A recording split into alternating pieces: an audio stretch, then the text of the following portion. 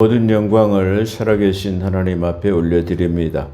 고린도전서 9장 12절에서 19절 내용으로 23강으로 사도의 권리 두 번째로 은혜를 받습니다. 사밧살로 제 동영상 설교를 시청해 주시는 동역자 여러분, 성도 여러분을 주 예수 그리스도 이름으로 축복합니다.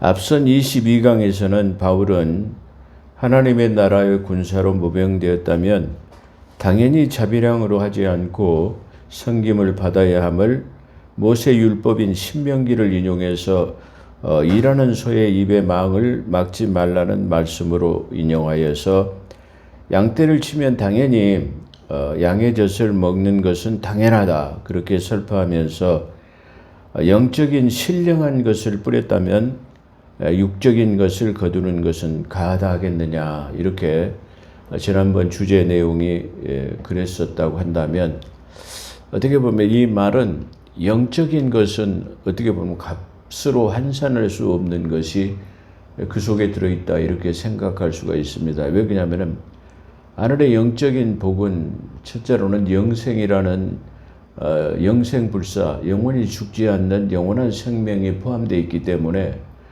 그 하나님의 복음을 받아들인다고 한다면 그 복음이야말로 영적인 것으로서 돈으로 환산할 수 없는 것이다. 그렇기 때문에 신령한 것을 영적인 것을 뿌렸다면 육적으로 조금 섬겨주는 것은 당연하다.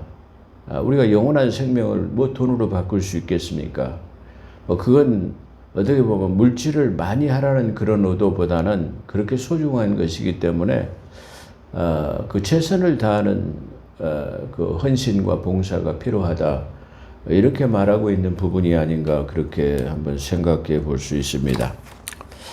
그래서 그 영적인 것을 뿌렸다고 한다면 그 육적인 것으로 섬기는 것은 마땅하다 말이야 그렇게 말씀을 했습니다. 그리고 12절은 다른 이들도 너희에게 이런 권리를 가졌거든. 다른 이들 그러니까 많은 사람들이 마땅히 주의 일을 하면서 섬김을 받고 어떤 사례금을 받은 것은 당연하다 그렇게 말하면서 다른 사람들도 그렇게 자기의 권리를 충분히 취했다.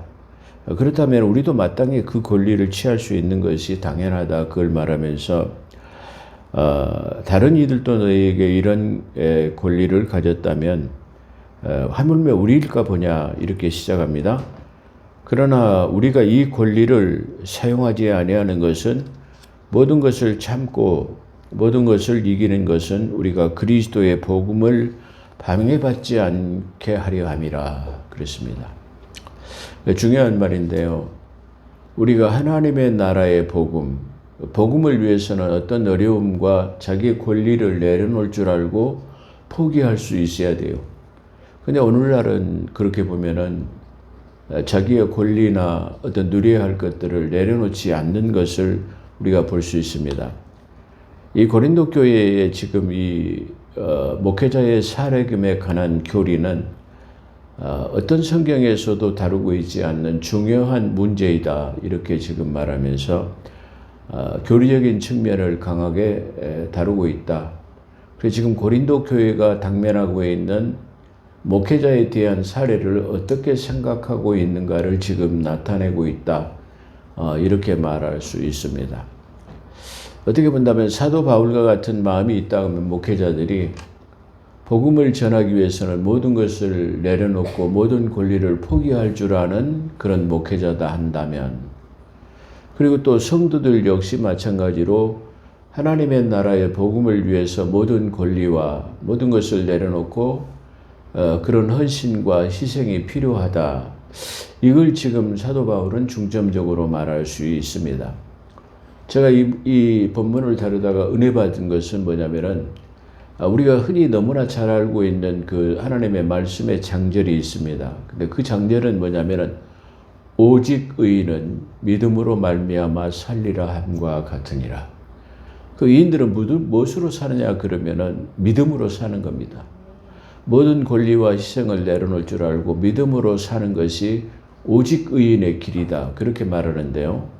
이 오늘 고린도전서에서는 어떻게 말하고 있냐 사도 바울은 복음 전하는 자는 복음으로 말미암아 살리라 함과 같으니라. 아멘. 이 말이 아주 제 마음에 와서 닿았습니다. 성경에 이 두 개의 장절이 특이한 건데요. 말씀드린 것처럼 오직 의인은 믿음으로 말미암아 살리라 함과 같으니라. 또 복음 전하는 자는 복음으로 말미암아 살리라 함과 같으니라. 할렐루야. 이 얼마나 귀중한 그 말 속에는 얼마나 귀중하고 소중한 것들이 함축되어 있는가 그렇게 볼 수 있어요. 그러니까 우리가 사는 것에 대해서 이 복음이라는 것은 대단히 소중합니다. 어제 제가 그 총회에서 강도사 고시가 있었는데요. 강도사들의 면담이 있었습니다. 근데 진경 총회장 그리고 총회장님 이런 분들이 나와서 그 면담을 많이 이렇게 순서적으로 이렇게 앞에다 놓고 면담을 합니다.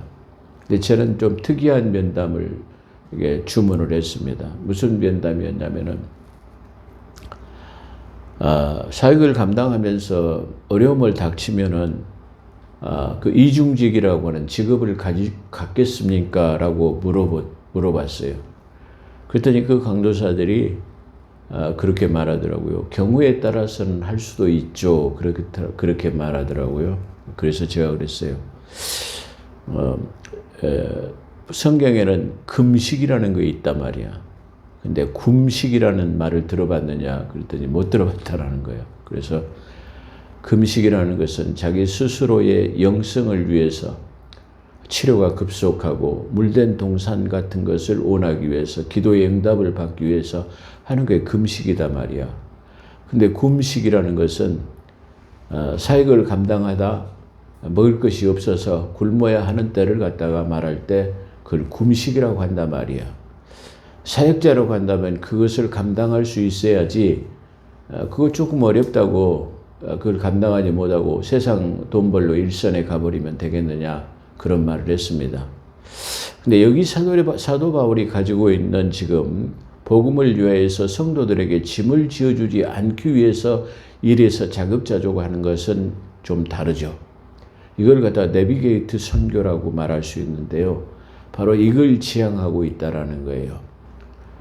선교야 하나님의 나라 확장을 위해서 하는 거지 자기 일신에 먹고 사는 것을 위해서 하는 것은 좀 이중적으로서는 맞지 않다 그런 생각을 한번 해봅니다.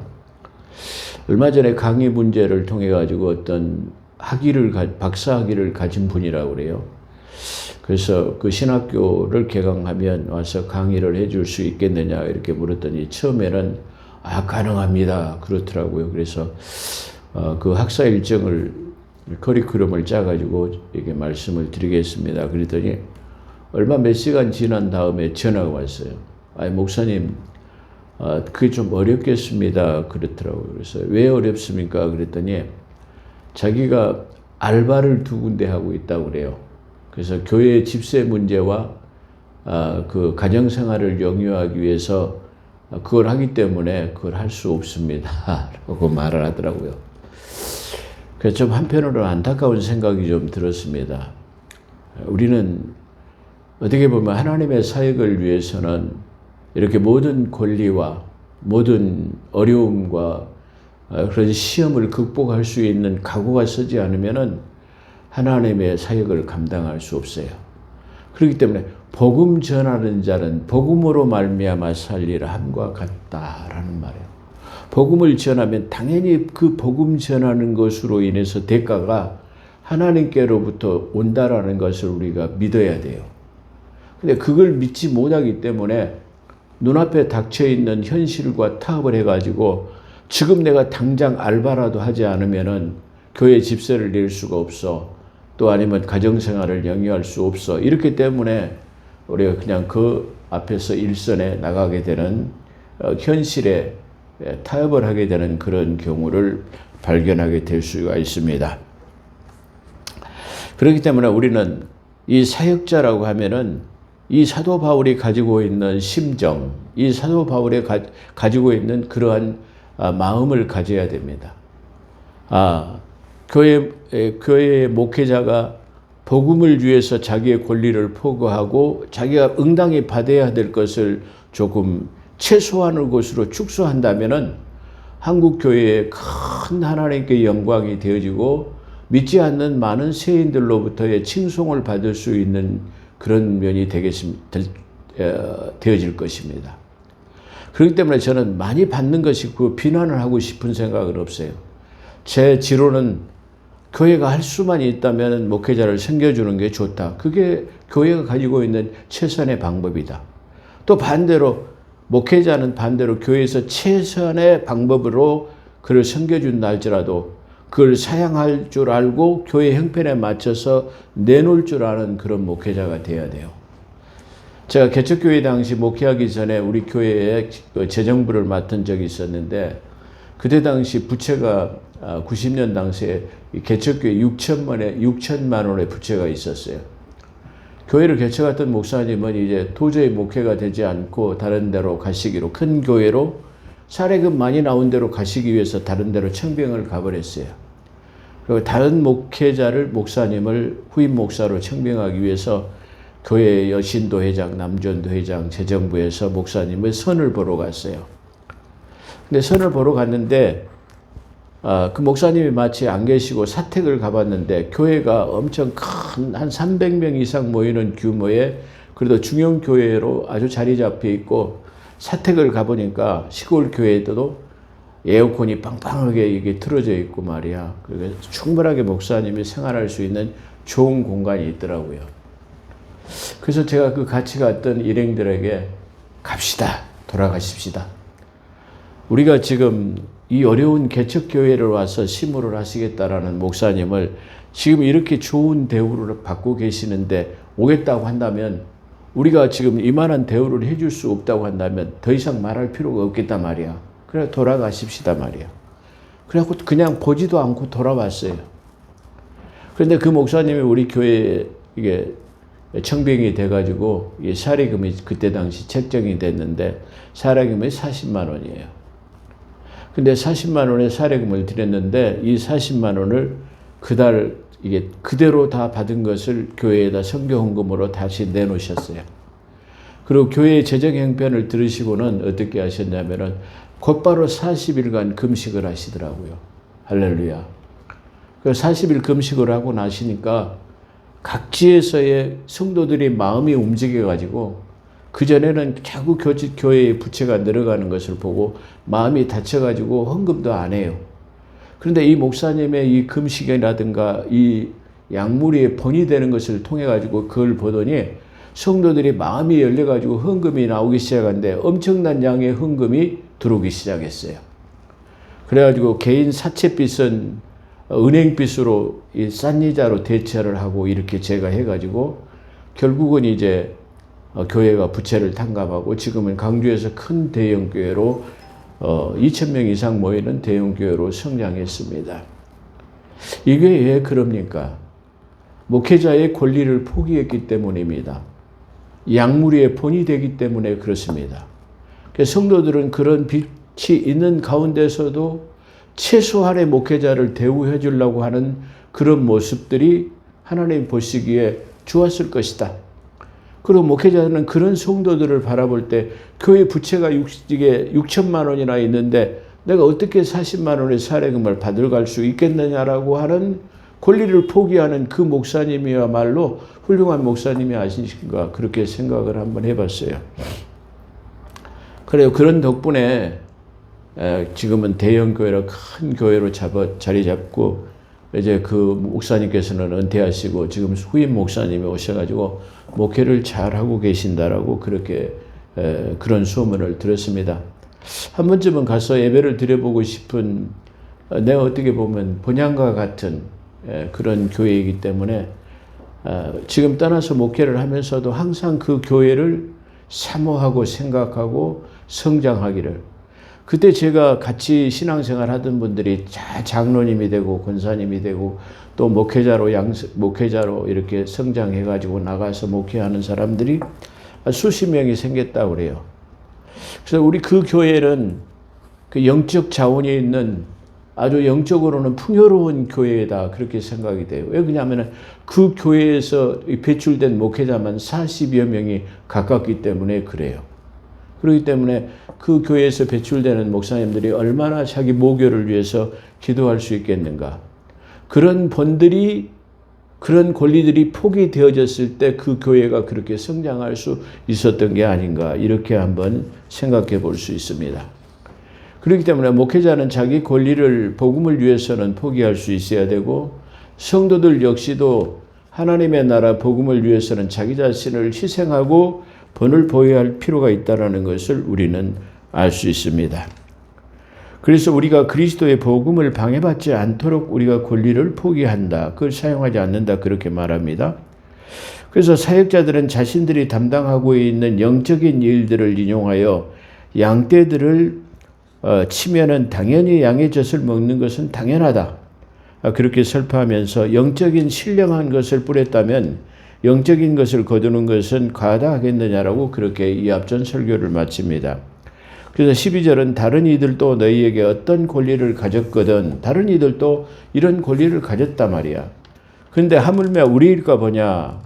그러나 우리가 이 권리를 사용하지 아니하고 모든 것을 참는 것은 우리가 그리스도의 복음, 말씀드린 것처럼 우리가 그리스도의 복음을 방해받지 않게 하렴이라. 할렐루야.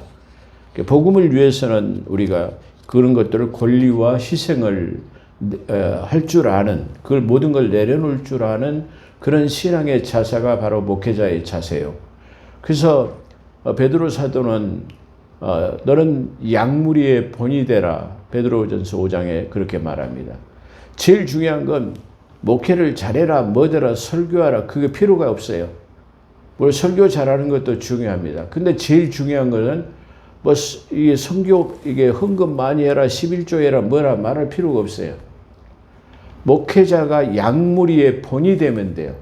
모든 면에서 본이 된다고 한다면 그 제일 중요한 덕목이 뭐냐면은 양무리의 본이 되라, 그겁니다. 그렇기 때문에 지금 사도 바울은 이 고린도 교회에 자기의 권리를 취하지 않는 것은 지금 성도들에게 많은 목회자들의 본이 되도록, 사역자들의 본이 되게 됨과 동시에 그리고 성도들에게 그 본을 보이기 위한 것이 이 첫 번째 목적이다, 이렇게 말할 수 있어요.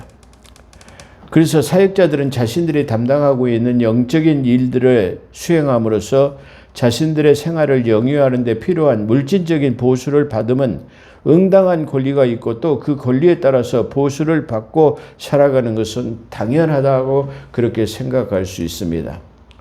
자, 고린도 교회가 지금 어린아이와 같은 미숙한, 지금 미수가 제대로 성장하지 못하고 발육하지 못한 어린아이들을 미숙하라고 그래요. 그러니까 때가 되면 아이들이 기어다니고 일어서서 걸어다니고 이게 말을 하기 시작하고 이렇게 성장해야 되는데 그렇지 못한 것들을 말할 때 뭐라고 하냐면 미숙하다, 그런 말이에요. 그래서 어떻게 보면 사도 바울이 지금 이 미숙한 고린도 교회 성도들을 향해서 지금 말하는 거예요. 이 고린도 교회 성도들이 지금 목회자의 사례금을 주는 것을 아주 대단한 것으로 생각하고 그것에 큰 자부심을 갖고 있기 때문에 이 어리석은 사람들아, 이건 그렇게 말하는 거예요. 그렇기 때문에 어떻게 보면 큰 교회에서 큰 그 사례금을 많이 주는 것은 당연하다. 제가 앞전에 말씀드린 것처럼 목회자들이 사례금을 많이 받으면 그거 씁니까? 그렇지 않아요. 우리 개척교회라도 어려운 교회라도 큰 교회들은 문이 닫혀 있기 때문에 개척교회는 항상 문이 개방되어 있잖아요. 많은 사람들이 와요. 차비가 떨어져서 2만 원만 주시오, 1만 원만 주시오, 5천 원만 주시오, 라면 사 먹는다고 이런 사람들이 수없이 찾아와요. 근데 그걸 돌려보낼 수가 없어요. 근데 우리 교회의 어려운 환경으로서는 그런 것들을 도울 수가 없어요. 예를 들어 큰 교회로 비유해 봅시다. 그럼 큰 교회에 사례금을 많이 받는다고 그 목사님이 그걸 다 사용하겠습니까? 아닙니다. 자기 어려운 동기들을 위해서, 후배들을 위해서 알게 모르게 선교원금을 주고, 또 작은 교회 목사님들이 큰 교회 목사님들을 찾아가지고 선교원금 내달라고 손을 벌린 사람들이 부지기수예요. 그렇기 때문에 안 줄 수도 없고, 그렇기 때문에 또 목사님의 사비를 털어가지고 주는 경향도 많아요. 그렇기 때문에 우리가 그런 여러 가지 것들을 한번 생각해 본다면 결코 이 미숙한 고린도 교회가 사례금을 조금 주는 걸 가지고 우쭐대 가지고 말이야, 그걸 갖다가 이게 자랑하는 그런 미숙아적인 태도를 이 사도 바울은 지금 질타하고 있다. 이렇게 말할 수 있어요. 그래서 지금 이 사역자들이 먹여 살린다고 해서 무슨 대단한 일을 하고 있는 것처럼 그렇게 이 미숙아인 고린도 교회가 그걸 말하고 있다. 그런 말이에요. 그래서 이걸 무슨 대단한 일을 하고 있는 것은 아닙니다. 하물며 바울처럼 방방곡곡을 돌아다니면서 복음을 전파하고 지역 교회를 세우고 각처에 있는 여러 교회를 보살피고 수고하는 사역자들을 교회 성도들이 먹여 살려야 한다는 것은 당연한 일이다 말이야. 그러니까 아까 말한 것처럼 대형 교회로 오면 막 작은 지교회들 아는 사람들이 찾아가고 손을 내밀어요. 그거 그냥 보낼 수 없어요. 다 도와주는 그런 경우가 사비를 들여서 도우는 경우도 많이 있다. 이게 사비를 들여가지고 하지 못할 때는 재정부에다가 이 청원을 해가지고 성경음을 보내기도 합니다만은 그런 길들이 이 복음 안에서는 믿음 안에서는 비일비재하다 이렇게 말할 수 있어요. 그래서 이것들을 당연한 것인데 지금 고린도 교회의 미숙아인 이 교회는 지금 그렇게 생각하고 있지 않다라는 거예요. 그래서 사도 바울이 지금 이것을 본을 보이고 교리적으로 이걸 확실하게 세우기 위해서 지금 이걸 기록하고 있다 그렇게 표현하고 있습니다. 그러나 고린도 교회처럼 아직 영적으로 미숙한 단계에 있는 사람들은 자신들이 영적인 사역자들을 먹여 살리는 일이 무슨 대단한 일을 하고 있다고 생각하고 거두림을 피고 있는 것에 대한 질책이다. 이걸 우리가 말할 수 있어요. 그렇기 때문에 이 고린도 교회라고 하는 지금 이 사역자들의 권리에 대해서 많은 사람들이 그 원래의 진이라고 하는 참뜻을 이해하지 못하고 수박 거달기식으로만 이해하기 때문에 그 뜻을 제대로 알지 못하는 거예요. 이 말을 한마디로 압축한다면 이게 사역자들은 자기의 권리를 희생할 줄 알아라. 자기 권리를 포기할 줄 알아라. 성도들도 역시 복음을 위해서는 모든 것을 희생할 줄 알아라. 할렐루야. 이 두 가지 것이 함축되어 있다 이 말이야. 만약 이것이 두 가지의 이 함축된 내용들이 오늘날 우리 한국 교회에 제대로 이 뜻을 이해하고 있다면 아주 아름다운 교회, 칭송받는 교회, 세상에 본이 되는 그런 교회가 아닌가 그렇게 생각할 수 있습니다. 그래서 바울이나 그의 동역자들은 스스로 별도의 생업을 갖고 이 권리를 사용하지 않고 모든 것을 참는 가운데 생활을 지금 어렵게 생활을 꾸려나가야 하고 있습니다. 그러나 이것은 바울이나 다른 사도들의 권리가 없어서도 아니요 권리를 행사하는 것이 떳떳하지 않아서도 아닙니다. 그들은 오직 그리스도의 복음을 방해받지 않으려는 것밖에는 아무 의도가 없다라는 거예요. 모든 것을 지금 희생하고 권리를 포기하고 이렇게 할 수 있는 것은 하나님의 나라의 복음을 포기하지 않으려 방해받지 않도록 하기 위해서 그런단 말이야. 그러니까 예를 들어서 저 선교사들이라는 사람들이 말이야 와가지고 말이야 복음을 전파하면서 우리들에게 권리를 요구하고 있단 말이야. 사례금을 요구하고 생활비를 요구하고 있다 이 말이야. 그럼 당연히 그걸 섬겨줘야 하는데 지금 그걸 하지 못하는 고린도 교회들을 향해 가지고 그걸 만약에 강요해서 그 권리를 취한다 하면은 이게 하나님의 나라의 복음이 방해된다. 할렐루야. 이 오늘도 마찬가지. 아까 말씀드린 것처럼 좋은 측면에서는 많은 대우를 해주면 좋지만 그런 많은 권리를 취할 수 있음에도 그 권리를 포기하고 다시면 한다고 한다면 얼마나 그 교회의 담임 목사로서 목회자로서의 추앙을 받겠습니까? 존경받는 인물이 되는 거죠. 근데 교회가 성장함에 따라서 자꾸만 많이 달라고 하는 요구를 하는 것들 때문에 문제가 되는 거예요. 심지어는 그러잖아요. 매년 연말에 예산 결산을 세웁니다. 그러면 예산 결산을 올해 당회에서 15% 올리기로 결정을 했습니다. 그럼 예산을 15% 올린다든가 20% 올린다든가 그 예산이 올라가면 어떻게 되죠? 목사님 사례금도 20%가 올라가는 거예요. 그러니까 예를 들어서 500만 원 받았으면 20% 올라가면 5, 20, 100만 원. 그러니까 내년부터는 600만 원이 돼야 되는 거예요. 그게 합리적입니까? 저는 그게 합리적이지는 않다고 생각해요. 물론 우리 한국의 이 노동계를 바라보면 그 사람들의 연봉이 1억 몇천만 원씩 받아가면서도 성과금으로 몇천만 원씩을 내놓으라. 뭐 자동차를 1년에 2대씩 뭐 이렇게 헐값에 주라. 뭐 자기 자녀들을 갖다가 의무적으로 취업을 시켜달라. 뭐 이상한 그런 형태를 볼 수 있습니다. 아니, 그 일개 노동자들도 한 달에 천몇백만 원씩 받아가는데 목회자들이 5, 600만 원 받아간 거 그건 비난을 한단 말이에요. 아, 참 그게 저는 참 이상하다고 생각이 돼요. 만약에 우리 한국 교회에서 목회자가 1,000만 원 이상 사례금을 받아가는 교회가 몇 개나 되겠습니까? 아마 그건 손으로 셀 만큼 아주 적은 숫자일 수밖에 없을 거예요. 근데 또 그걸 받아간다고 이렇게 세인들은 비난을 합니다. 또 그걸 당연하다고 그렇게 받아가는 목회자들도 좀 문제가 있다. 이 말씀을 우리가 대하면서 그렇게 한번 생각해 볼 수 있다. 그런 말씀입니다. 그들은 자신의 고생이 되더라도 그리스도의 복음을 전파하는 데 도움이 된다면 그 어떤 일도 마다하지 않고 희생했으며 그 어떤 권리도 연연하지 않았던 것입니다. 바울은 고린도 교회 성도들에게 그리스도의 복음을 위해서는 그 어떤 것도 희생할 줄 아는 본을 보이고 싶었던 것입니다.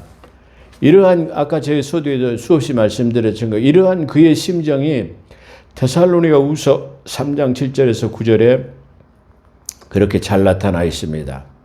고린도후서 3장 7절 9절의 내용을 보게 되면 너희가 우리를 어떻게 본받아야 할 것인지를 너희 스스로가 아나니, 자기를 본받으러 합니다. 그러면서 너희가 스스로 안단 말이야. 우리는 너희 가운데서 무질서하게 행하지 아니하였으며, 무질서하게 행하는 것은 안 돼요. 생활을 하는데 무질서하게 생활을 하게 되면 이 생활비가 방탕하게 쓰여질 수밖에 없죠. 그 생활을 규모 있게 하고 질서 있게 하는 것은 중요한 의미를 갖는 거예요. 그렇잖아요. 그래서 이게 중요한 말인데요. 그래서 무질서하게 행하지 아니하였으며 아무에게도 양식을 거저 먹지 않고 도리어 주야로 수고하며 애써 일하고 너희 가운데 아무에게도 부담이 되지 않도록 했노라. 이는 우리에게 권리가 없어서가 아니요 다만 우리가 스스로 너희에게 본을 보여 우리를 본받게 하려 함이라. 할렐루야. 아멘. 이 지금 고린도 교회에서 이 내용이 이 데살로니가 후서 3장 7절에서 9절의 내용에 잘 나타내고 있어요. 이걸 지금 이 본을 보이려고 지금 이런 것들을 행하고 있다는 것을 데살로니가 교회에서 우리가 과거에 고린도 교회에서 목회할 때도 말이야 이렇게 했어. 근데 여기서도 지금 그렇게 하는 것은 너희들에게 본을 보이려고 하는 것이다. 이렇게 지금 말할 수 있습니다. 그래서 목자는 양무리의 본이 되어야 한다고 아까 서두에 베드로 사도가 말한 것처럼 베드로전서에 그렇게 기록되어 있습니다. 중요한 것은 항상 양무리의 본이 되어요. 사도 바울이 가장 중요한 목회 철학이 뭐냐면은 양무리의 본이 돼요. 너는 그렇게 하라고 가르치면서 너는 그렇게 하지 않느냐? 또 반대로 너는 그것을 잘못된 것을 하지 말라고 하면서 너는 그걸 하느냐? 그게 이 사도 바울의 철학이에요. 그러니까 이 말을 다른 말로 하나로 압축한다고 한다면 뭐예요? 양무리의 본이 되라. 할렐루야. 잘못된 건 따라하잖아요. 이게 잘못된 것은, 이 나쁜 것은 제일 따라하기가 쉬워요. 좋은 것은 본받기가 어려워요. 근데 나쁜 것은 본받기가 쉽다는 것을 우리는 너무나 잘 알고 있어요. 그래서 한결같은 베드로 사도 역시 가지고 있는 하나님에 대한 신관, 그 목회가 뭐냐면은 양무리의 본이 되는 거단 말이야. 사도 바울도 역시 마찬가지로 이 13권의 이 사도 바울의 서신서, 교회 서신서 중에서도 면면이 흐르는 것이 뭐냐면은 양무리의 본이 되는 거예요. 너는 그렇게 하지 말라고 가르치면서 너는 그렇게 할 수 있느냐? 없다라는 거예요. 너는 그렇게 그것을 해야 된다고 하면서 너는 양무들에게 해라고, 너는 하지 않으면서 하라고 가르치냐? 그걸 제일 중요시하고 있다. 그런 말이에요. 그렇기 때문에 어떻게 보면은 이 목회자라는 그 생활이 참 어떻게 보면 반듯해야 돼요. 누가 보더라도 올곧고 정직하고 바르러야 돼요. 생활이. 그래서 항상 뭐 집에 있을 때 평상복을 입더라도 이 옷이 이게 잘 정갈하게 깨끗하게 어떤 흠집이 없어야 돼요. 흠이 없어야 돼요. 목사님이 너무 그냥 뭐 잠바 차림이나 하고 그냥 이렇게 다니다가 저분이 알고 보니까 목사님이라 어떻게 보면 어떤 의미일까요? 우리는 이런 것들을 이게 잘 조심해야 돼요. 옛날에 어떤 목사님이 쓰신 책이 있었는데요. 그 책의 제목이 뭐냐면 왜 목사님은 왜 밤에 넥타이를 매고 자는가? 물론 거기에는 많은 게 함축되어 있겠죠. 항상 흐트러지지 않는 자세. 그리고 성도들이 항상 무슨 일이 있으면 곧바로 출동할 수 있는 병원 신방을 간다든가 어떤 특별한 일이 있어가지고 방문을 해야 된다. 그런 일이 있기 때문에 우리는 그런 어떤 우스갯 책 제목이 나오지 않았는가. 그걸 생각해 볼 때 그 책 제목은 제가 그 책은 읽어보지는 않았습니다.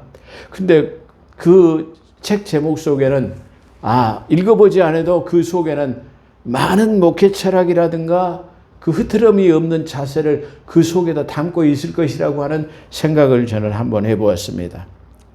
그런 것들이 양무리의 본이 되는 겁니다. 그렇잖아요. 자, 그래서 사도 바울의 의도는 분명해 보입니다. 그리스도의 복음을 위해서는 누릴 수 있는 모든 권리를 내려놓을 줄 아는 것을 보이고 싶었던 것입니다. 바울의 메시지는 고린도 교회나 데살로니가 교회 성도들에게 자신들의 본을 따라서 그리스도의 복음을 위해서는 모든 것을 누릴 수 있는 권리를 포기할 줄 아는 희생을 요구하는 거다 말이야. 그러니까 다시 말하면 이 말은 중요한 거잖아. 이 지금 교리서를 집대성하고 있는 이것은 뭐냐면은 다시 말하면 고린도 교회를 향해서만이 아니고 오늘날 누구에게 목회자들에게도 이런 것들을 포기할 수 있는 희생할 줄 아는 그런 권리를 포기할 줄 내놓을 줄 아는 그런 목회자가 돼야 된다라는 것을 말하고 있다. 할렐루야. 그게 중요하단 말이야. 그러니까 이 말씀에는 이제 목회자는 권리를 포기할 줄 알고 복음을 위해서 희생할 줄 알고 성도들 역시 복음을 위해서도 권리를 내려놓을 줄 알고 자기 자랑이라든가 자기 권리를 포기하고 말이야 섬김의 삶을 살 줄 아는 것이야말로 하나님의 나라 복음을 위해서 합당하다. 할렐루야. 아멘. 그 양면성을 다 모두 다 갖추고 있다. 그런 말이야. 제가 어저께 강도사 구시에서 말했는데 목회자들은 당연히 목회 서신서인 디모데 전후서를 잘 읽어야 합니다. 내가 그랬어요. 근데 디모데 전후서를 목회 서신서이기 때문에 목회 서신서라는 말은 목회의 교본과 같은 것이다. 그런 말이에요. 거기에 중요한 것은 뭐가 나오냐면은 너는 하나님의 말씀을 공부하라, 스터디하라 그렇게 됐어요. 목회자의 중요한 덕목은 하나님의 말씀을 계속 공부하고 연구하는 거예요. 그 다음에 뭐요?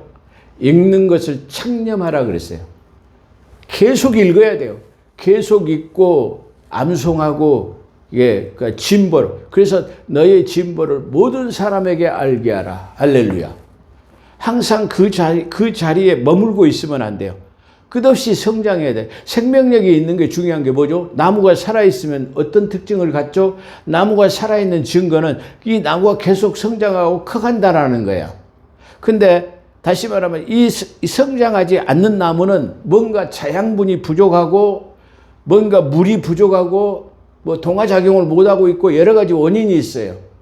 그런 것처럼 우리가 하나님의 말씀을 읽고 상고하고 늘 스터디한다고 한다면 그건 진보를 많은 사람들에게 알릴 수 있는 그런 성장이 있어야 돼요. 그래서 이 고린도 교회라든가 이 교회 서신서의 바울 서신을 보면은 너희가 이 초등학문과 같은 어리석은 사람들이 되지 말라.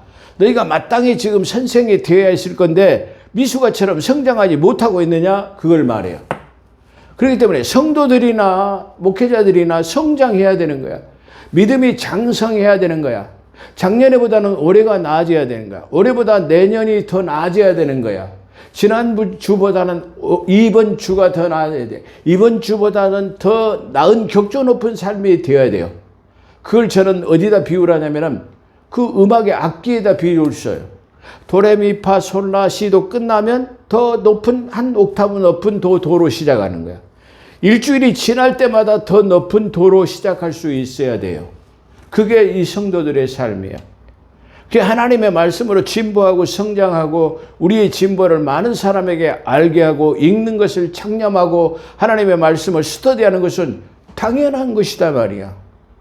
근데 학생들이 공부하지 않으면 되나요? 안 되는 거죠.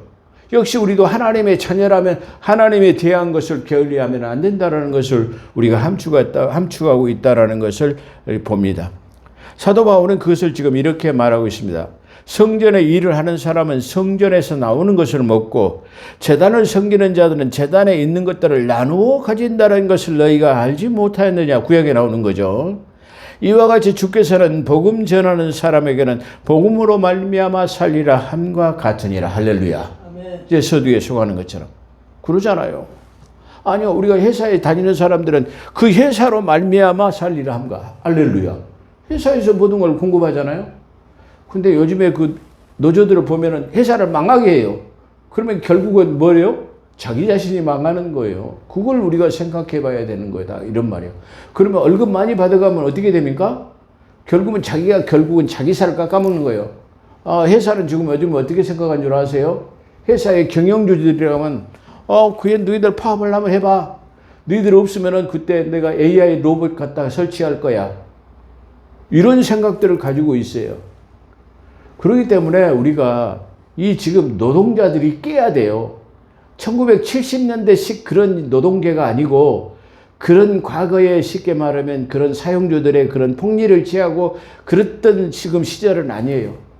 이게 지금 이 사용자, 경영자들이 얼마나 이 국제적인 이 글로벌 시대의 마인드를 갖고 있고 폭넓은 생각을 갖고 있다는 것을 이 노동계에서는 모르고 있어요. 이 사람들이 뭐예요?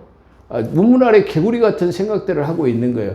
회사가 죽으면 자기 자신이 죽고 자기 자신의 가정이 죽는다는 것을 알아야 되고 국가 경제가 좀먹는다는 것을 알아야 된다. 그런 말이야. 아멘. 그런데 그걸 막 나가지고 회사를 파업하고 막 성과금을 몇천 억을 내라고 그러고. 아니 회사에서는 개발비가 한데 1년이면 수조 들어가요. 수천억이 들어가요. 그것뿐만입니까? 그 사람들 경영자들 나름대로 우리 노동자들이 생각하는 것처럼 그렇게 단순하지가 않아요. 그 많은 회사에 이윤이 남는다고 하면은 말이야, 홍보비도 들어가고 광고비도 들어가고 말이야, 세금도 내야 되고 말이야, 그 다음에 이 개발비도 이게 1년에 수억씩 만들고 말이야, 여러 가지 일들을 말이야, 노동자들이 생각하는 것하고는 달리 많은 것을 생각이야. 노동자들은 먹고 사는 거 이것만 생각하지만은 경영자들은 어떻게 해요? 노동자들이 10가지를 생각한다면 경영자들은 수백 가지, 수천 가지를 생각하고 밤을 잡지 못하는 게 그게 경영자들이에요. 우리가 이런 걸 생각해 봐야 됩니다. 그래서 복음 전하는 자는 복음으로 말미암아 살리라 함과 같으니라. 그러나 내가 이런 것을 하나도 사용하지 아니하였으며 하나도 사용하지 않았어요. 또 이런 일을 기록한 것은 나에게 그렇게 해달라는, 이걸 지금 기록한 적이 이게 주 목적이에요. 이런 것을 기록한 목적은 나에게 그렇게 해달라는 것이 아니다. 할렐루야. 아멘. 본을 세우기 위한 거야. 목회자들, 다음에 교회가 세워지면 다음에 목회자들에 대한 이런 권리를 포기하고 이렇게 복음을 위해서는 희생할 줄 알아라. 아까 수없이 말한 성도들도 역시 마찬가지로 너희가 복음의 나라, 복음을 위해서는 희생하고 헌신할 줄 알아라. 그게 포함됐다. 그런 말이에요. 그래서 내가 이런 일을 기록한 것은 나에게 그렇게 해달라는 것이 아니라 누군가 나의 자랑함을 헛되지 않게 하느니 차라리 죽는 것이 더 나으리라. 이 말이 무슨 뜻일까요? 이 결론적으로 말하면 권리의 남용을 말하는 거예요.